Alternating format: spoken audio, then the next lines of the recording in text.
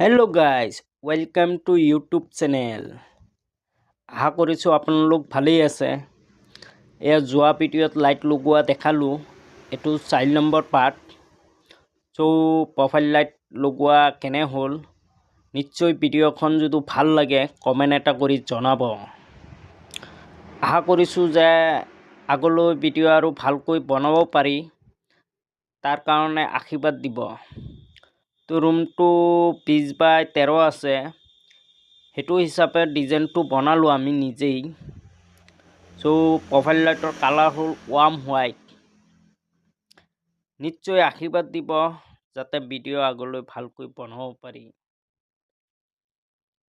তো next video' finishing video' দিম বাৰু। চাওকচোন কেনে হ'ল লাইটখন। আশা কৰিছোঁ ভিডিঅ'